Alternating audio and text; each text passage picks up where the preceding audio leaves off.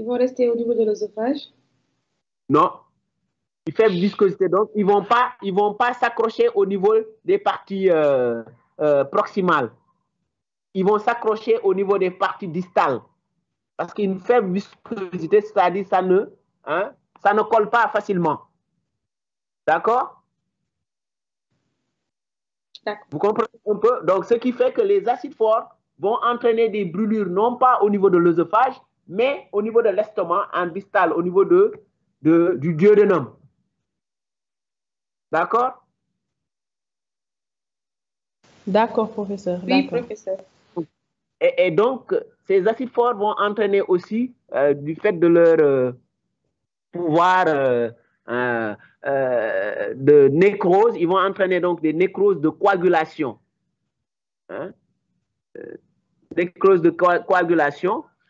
Et donc, les lésions privilégiées de ces acides forts, c'est au niveau de l'œsophage distal, donc terminal, du bas œsophage, parce que là-bas, il y a un orifice, donc la jonction œsocardiale, où il y a un rétrécissement, donc où il y a peut-être un système de valves, donc d'ouverture et de fermeture, qui va entraîner donc des lésions à ce niveau, mais également surtout au niveau de l'estomac et du pylore, où il y a aussi un système d'ouverture et de fermeture.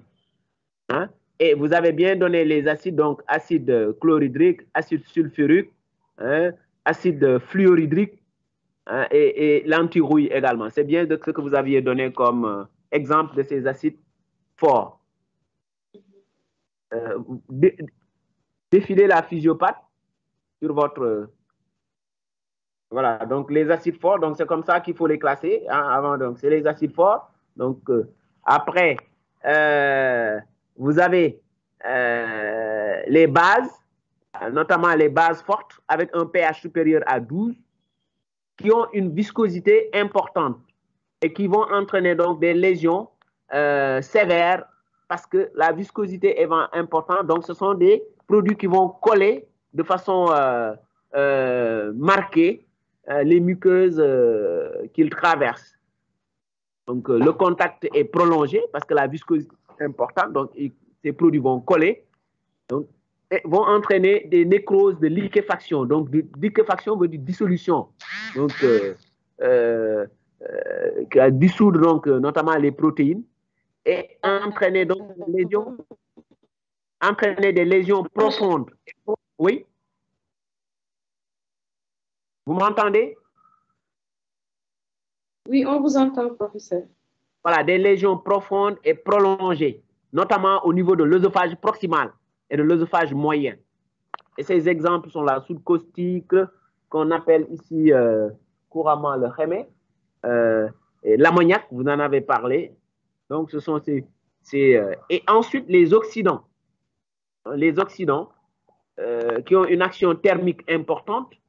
Le temps de contact est long également et la concentration élevée est à l'origine donc des lésions importantes qui sont des nécroses modérées. C'est des dénaturations une sorte de dénaturation protéique. Les lésions peuvent être retardées. Et comme exemple, c'est l'eau de Javel, comme vous avez comme l'oxydant, le permanganate de potassium, l'eau oxygénée, les sels de sodium, et c'est surtout les sels de sodium, c'est surtout les produits qu'on utilise comme lave-vaisselle. Dans le cadre toujours de la physiopathologie, donc après avoir donné la classification, les différents produits retrouvés, il faut un peu décrire le mécanisme des lésions, en sachant qu'il y a une phase initiale où il y a un œdème avec une hyperémie de la muqueuse et de la sous-muqueuse, des ulcérations, des nécroses plus ou moins profondes. Il peut y avoir des hémorragies, une thrombose veineuse au niveau des muqueuses et de la séreuse, et une stase lymphatique. Donc, c'est la première phase de la brûlure. Hein. Ensuite, donc, cette première phase donc, c'est le premier jour, donc les 24 premières heures, la première phase. La deuxième phase, qui va durer des 24 premières heures, donc du premier jour au 8e jour, c'est la phase de détertion. Hein? Il y aura donc toujours un œdème qui va s'étendre, donc c'est l'œdème panpariétal, comme on l'appelle, avec donc une exsudation dans les séreuses, thrombose artérielle et veineuse, parfois, donc due à l'ischémie et à l'aggravation de la nécrose, des ulcérations avec donc sécrétion donc de matériel fibrino-leucocytaire, donc les leucocytes qui vont réagir à cette inflammation.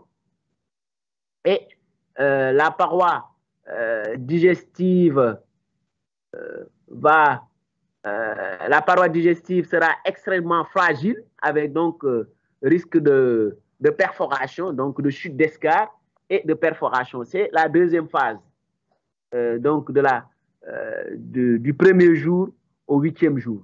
Ensuite, vous avez une troisième phase qui est beaucoup plus longue, c'est la phase de réparation, hein, qui va durer donc du 8e jour au 30e jour, en fonction donc du type de lésion, de la gravité des lésions. Donc, cette phase va concerner donc une résorption de l'œdème, donc va entraîner donc une résorption de l'œdème, la prolifération des fibroblastes, donc au niveau tissulaire, pour essayer donc de reproduire du tissu sain, qui va entraîner la fibrose et la sténose. Donc, il y aura une prolifération fibroblastique. Donc, du tissu de granulation ou bourgeon inflammatoire donc, va se développer également pour la cicatrisation. Et vous allez également avoir le développement de néovaisseaux, hein, et pour la vascularisation de ce néotissu. Enfin, il y a une possibilité donc de développement de phénomènes infectieux. Donc, l'infection peut se déclarer donc à cette phase. Donc, c'est comme ça qu'il faut comprendre. Toujours après donc cette phase de réparation, vous allez avoir donc une quatrième phase, c'est la phase de cicatrisation. Donc, au-delà d'1 mois, parfois, cette phase de cicatrisation peut durer 3 mois, surtout dans les cas où la lésion a été très sévère, donc la brûlure a touché une bonne épaisseur donc, de la paroi digestive. Donc, dans ces cas, l'évolution va se faire vers la sténose. Ça peut se faire vers la sténose. Ça peut se faire aussi vers la constitution de fistules. Hein. Il y aura toujours le développement de tissus conjonctifs et de collagène. La sclérose rétractile donc, peut se faire. Donc, vous allez avoir des synéchies, voire une obstruction définitive ou complète de la lumière du tube digestif. Maintenant, ce qu'il faut signaler peut-être dans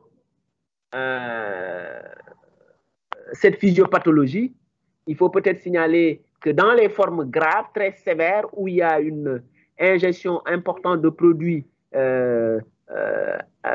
caustiques, notamment les acides forts, hein, on peut avoir d'un seul coup